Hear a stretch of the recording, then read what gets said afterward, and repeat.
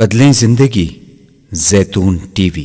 اللہم صلی علی محمد وعلی آلہ وصحبہ وسلم۔ زیتون ٹی وی۔ فرمایا کہ اللہ کے مقبول بندوں کی ایک خاص نماز ہے، وہ قیام اللیل پر مداومت ہے۔ اللہ کے نیک بندے رات کی نماز پر مداومت فرماتے تھے، اور ان حضرات کا معمول تھا کہ تہجد کی نماز گرمی ہو یا سردی اس کا اہتمام کرتے تھے۔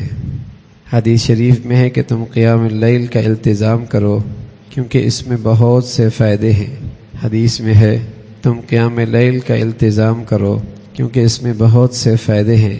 ایک یہ کہ وہ تم سے پہلے نیک لوگوں کی سنت ہے، دوسرا یہ کہ وہ تقرب خداوندی کا بہت بڑا ذریعہ ہے، تیسرا اس سے گناہوں کا کفارہ ہوتا ہے، چوتھے یہ کہ وہ گناہوں سے روکتا ہے، پانچویں یہ کہ وہ جسم سے بیماری کو دفع کرتا ہے۔ سبحان اللہ۔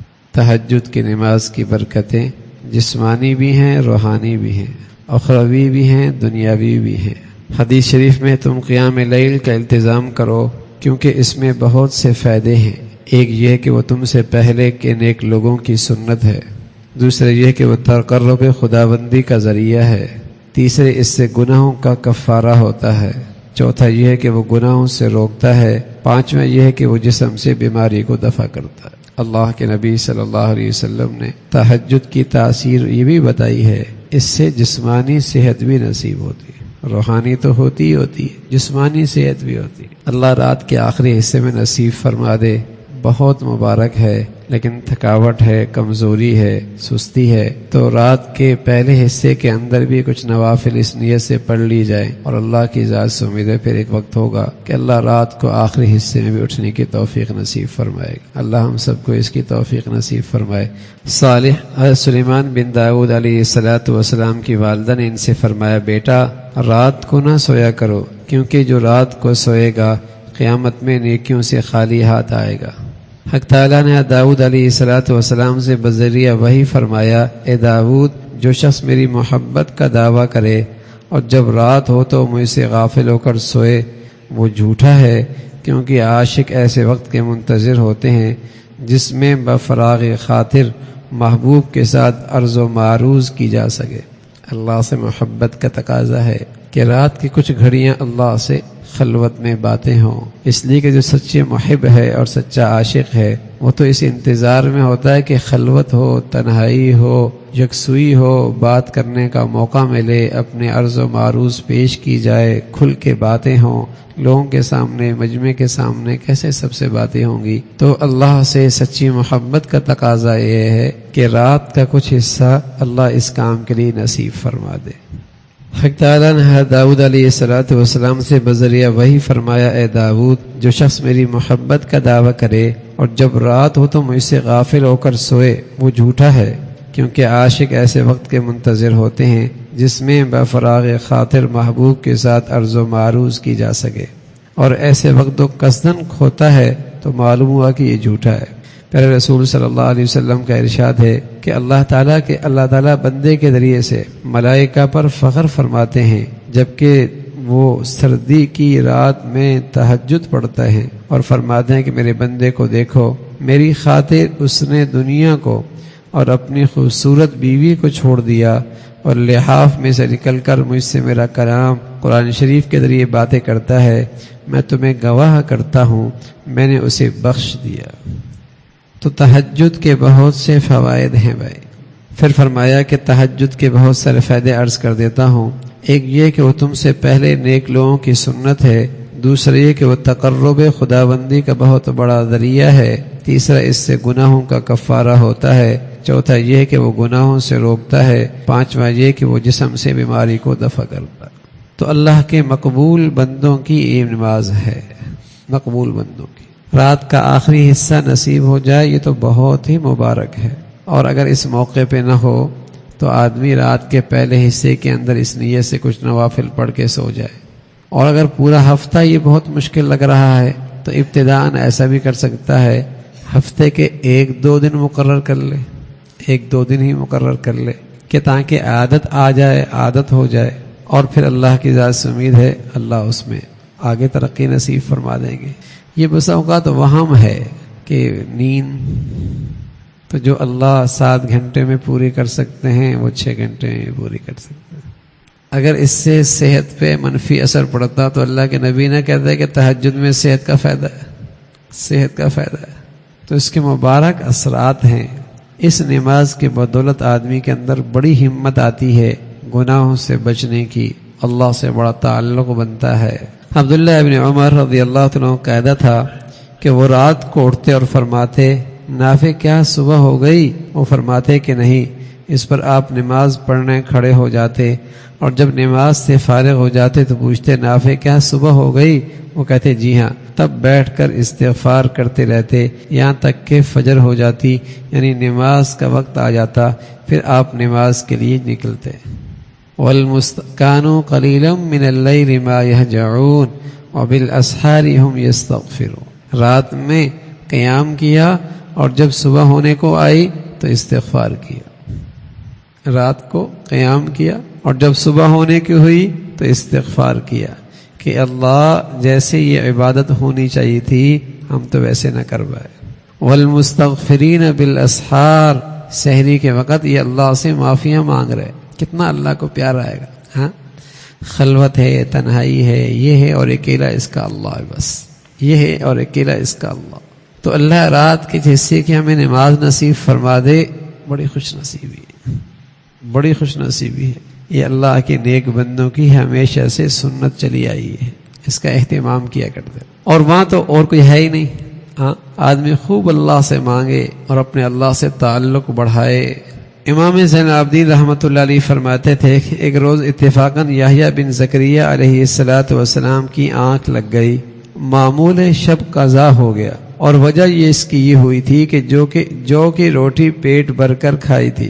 اس پر اللہ نے ان سے بذریعہ وحی فرمایا یحییٰ اگر تم جنت الفردوس کو ایک مرتبہ بھی جھانک کر دیکھ لیتے تو اس کے عشق میں تمہارا جسم گھل جاتا اور آنسو بہا چکنے کے بعد تمہاری آنکھوں کچھ لہو بہتا اور ٹاٹ چھوڑ کر تم لوہا پہنتے، غرض اس کی تحصیل کی تم ہر قسم کی سختیاں جھیلتے، مگر چونکہ تم نے دیکھا نہیں اس لیے غافل ہو کر سو گئے۔ دنیا کے نفع آنکھوں کے سامنے ہیں، کیا مشقت اٹھاتا، نہ کھانے کی فکر، نہ پینے کی فکر، نہ آرام کی فکر، نہ سونے کی فکر، لگا ہے۔ ہاں، تو وہ جو اللہ نے کل رکھا ہے ہمارے لیے، فَلَا تَعْلَمُ نَفْسٌ مَّا أُخْفِيَ لَهُم مِّن قُرَّةِ أَعْيُنٍ، تمہیں کیا پتہ اللہ نے تمہارے لیے کیا چھپا کے رکھا ہے، بس اتنا بتا دیتے ہیں تمہاری آنکھیں ٹھنڈی ہو جائیں۔ اچھا، یہ آیت وہاں آئی کہ جس کے پیچھے اس کا ذکر ہے، تَتَجَافَىٰ جُنُوبُهُمْ عَنِ الْمَضَاجِعِ، کہ ان کے پہلو بستروں سے الگ رہتے ہیں رات کو۔ آگے فرمایا آخر میں فَلَا تَعْلَمُ نَفْسٌ مَّا أُخْفِيَ لَهُم مِّن قُرَّةِ أَعْيُنٍ، تو وہ بھی ایک زندگی ہے، اور تہجد اس کے لیے بہترین توشہ ہے، اور تہجد اس کے بہترین سرمایہ ہے، بہترین کمائی ہے۔ حضرت عمر ابن خطاب رضی اللہ تعالیٰ عنہ کا قاعدہ تھا جب ان کے معمول شب میں قرآن پڑھتے ہوئے کوئی وعید وغیرہ کی آیت آ جاتی تو کبھی تو ایسا اثر لیتے کہ بے ہوش ہو کر گر پڑتے، اور کئی دن تک ان کی یوں عیادت کی جاتی جیسے بیمار کی کرتے ہیں۔ نیز وہ اپنے زمانہ خلافت میں نہ رات کو سوتے تھے نہ دن کو، بلکہ کبھی کبھی بیٹھے بیٹھے ڈول جاتے تھے اور فرماتے تھے اگر میں رات کو سوتا ہوں تو اپنے کو کھوتا ہوں کیونکہ قیام اللیل ترک ہوتا ہے، اور اگر دن کو سوتا ہوں تو رعیت کو کھوتا ہوں، مجھ سے ان کی نسبت بعد پاسپورٹس ہوگی، اس لیے نہ میں دن کو سو سکتا ہوں نہ رات کو سو سکتا ہوں۔ ان حضرات کی مبارک زندگیاں ہیں، لیکن ہم اپنی استعداد سے کچھ نہ کچھ تو شوق ہونا، کچھ نہ کچھ شوق ہو۔ اگر صبح صادق سے پہلے آدھا گھنٹہ بھی آدمی اٹھ جائے تو اس کی برکت سے دن بھر کے معمولات بھی ہو جائیں اور ایک زوردار روحانی ناشتہ بھی ہو جائے جو دن بھر کافی ہو جائے۔ اطباء کہتے ہیں ناشتہ اچھا ہونا چاہیے، چاہے رات کا کھانا ہلکا ہو، ناشتہ اچھا ہونا چاہیے، کیونکہ زندگی کے سفر ہوتا ہے، اعضاء اور جوارح استعمال ہوتے ہیں۔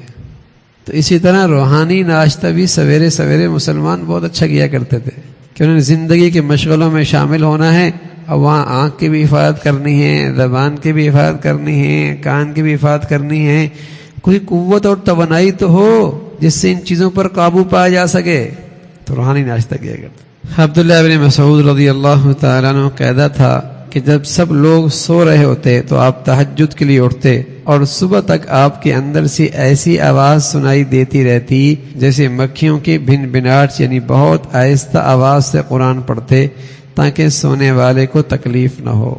سفیان ثوری رحمۃ اللہ علیہ جب اتفاق سے اپنی نفس کی طرف سے غافل ہو جاتے اور زیادہ کھا لیتے تو سرات کا زیادہ حصہ نماز پڑھتے اور فرماتے جب گدھے کو چارہ زیادہ دیا جاتا ہے تو اس سے محنت سے کام لے کر اس کو تھکایا بھی زیادہ جاتا ہے۔ حضرت طاؤس رحمۃ اللہ علیہ عشاء کے وقت اپنا بستر خواب بچھاتے اور صبح تک ان کی آنکھ نہ لگتی، بے چینی کے سو برابر کروٹیں بدلتے اور روتے رہتے، اور بس اوقات ایسا بھی ہوتا عشاء سے وہ حضرات آپس میں ایک دوسرے پر اس بنا پر ایک دوسرے کی تنبیہ کرتے۔ لوگوں نے ایک مرتبہ بشر حافی سے کہا رات کو تھوڑی دیر تو آرام فرما لیا کریں۔ انہوں نے فرمایا صاحب جناب رسول اللہ صلی اللہ علیہ وسلم اس قدر قیام لیل فرماتے تھے کہ آپ کے پاؤں مبارک پر ورم آ جاتا تھا اور ان میں سے خون ٹپکنے لگتا تھا، حالانکہ آپ کے اگلے پچھلے گناہ معاف کیے جا چکے تھے، پھر میں کیسے سو سکتا ہوں جبکہ مجھے یہ بھی علم نہیں کہ میرا ایک گناہ بھی معاف ہوا ہے یا نہیں۔ حسن بصری رحمۃ اللہ علیہ فرماتے تھے جس کسی کا قیام شب قضا ہوتا ہے وہ ضرور کسی ایسے گناہ کی سزا میں قضا ہوتا ہے جس کا اس نے ارتکاب کیا ہے۔ حسن بصری فرمایا کرتے تھے جس کسی کا قیام شب قضا ہوتا ہے وہ ضرور کسی ایسے گناہ کی سزا میں قضا ہوتا ہے جس کا اس نے ارتکاب کیا ہے۔ بس ہر شب غروب آفتاب کے وقت اپنے نفسوں کی پڑتال کرو اور دیکھو آج تم نے کس قدر گناہ کیے ہیں، جس قدر گناہ کیے ہوں سب سے توبہ اور استغفار کرو تاکہ تمہیں قیام لیل نصیب ہو۔ اور فرماتے تھے قیام شب اسی پر گراں ہوتا ہے جس پر گناہوں کا بوجھ ہوتا ہے، کیونکہ جس طرح حسی بوجھ سے جسم پر اثر ہوتا ہے یوں ہی مانوی بوجھ پر روح پر اثر ہوتا ہے۔ آدمی بڑے سے بوجھ کے نیچے آ جائے اور بہت بھاری بوجھ اس کے اوپر ہو تو اس کے لیے اس نیچے سے بوجھ سے نکلنا مشکل ہے۔ اسی طرح انسان کے روح پر گناہوں کا جب بوجھ ہوتا ہے تو پھر اس کے لیے کھڑا ہونا مشکل ہوتا ہے، پھر عبادت کے لیے کھڑا ہونا اس کے لیے مشکل ہو جاتا ہے۔ ابو الاحوص فرماتے تھے ہم نے پہلے علماء عباد کو اس حالت میں پایا ہے کہ وہ رات کو عبادت کرتے تھے، اور میں رات کے وقت جس گھر یا مسجد کا چکر لگاتا تھا اس میں شہد کی مکھیوں کی سی بھن بھناٹ سنتا تھا، مگر نہیں معلوم ہمارے زمانے کو لوگوں کو کیا ہوا، جس چیز سے وہ لوگ ڈرتے تھے اس سے ڈر کر اس قدر تکلیف برداشت کرتے تھے، اس سے یہ لوگ بے خطر کیوں ہو گئے۔ ایک شخص نے ابراہیم ابن ادہم رحمۃ اللہ علیہ سے عرض کیا میں قیام لیل نہیں کر سکتا، آپ مجھے کوئی دوا بتلا دیجئے۔ ایک شخص نے ابراہیم ابن ادہم رحمۃ اللہ علیہ سے عرض کیا میں قیام لیل نہیں کر سکتا، آپ مجھے کوئی دوا بتلائیے جس سے میں قیام لیل کر سکوں۔ آپ نے فرمایا میاں دن میں گناہ چھوڑ دو، جب تم دن میں گناہ نہیں کرو گے حق سبحانہ رات کو تمہیں اپنے سامنے کھڑا کر لیں گے۔ رات اس میں یہ ہے کہ رات میں حق تعالیٰ کے سامنے کھڑا ہونا بہت بڑی عزت ہے اور نافرمان اس شرف کا مستحق نہیں ہو سکتا۔ تہجد ہمیں نصیب ہو جائیں تو دن کی زندگی صاف ستھری ہو، پاکیزہ ہو، دن کی زندگی پاکیزہ ہو، اس لیے کہ رات کو اللہ کے سامنے کھڑا ہونا بہت بڑا شرف